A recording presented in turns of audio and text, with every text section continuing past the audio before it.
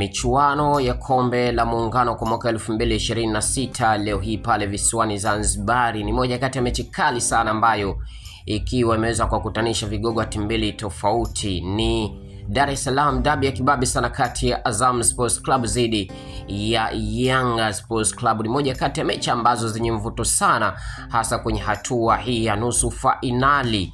Na hapa bana, kila timu ikiwa inahitaji kuweza kufanikiwa kuingia kwenye hatua ya finali leo hii. Mechi kutokea kwenye uwanja wa New Amani Complex visiwani Zanzibar. Je, ni timu gani itafanikiwa kupata ushindi leo hii?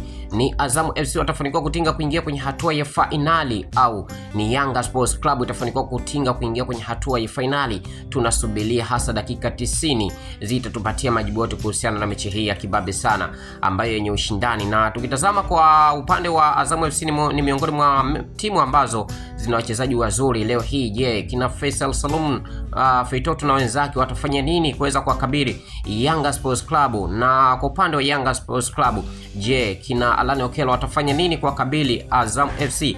Basi tunasubiria kwa sababu ushindani ni mkubwa sana. Na nini hasa maoni yako kuhusiana na mechi ya leo? Wewe ni shabiki wa Yanga au ni shabiki wa Azam, lakini pia ni mdau wa soka? Una utabiri wako unakwenda kwa timu gani? Ni Azam au ni Yanga itafanikiwa kuingia kwenye hatua ya finali ya michuano hii ya Muungano Cup kwa mwaka 2026?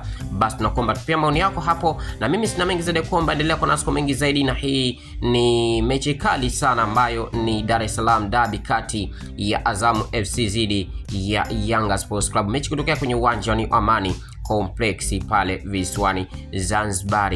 Usahau kusubscribe, like, comment na kushare, na hii ni Chuma Online TV.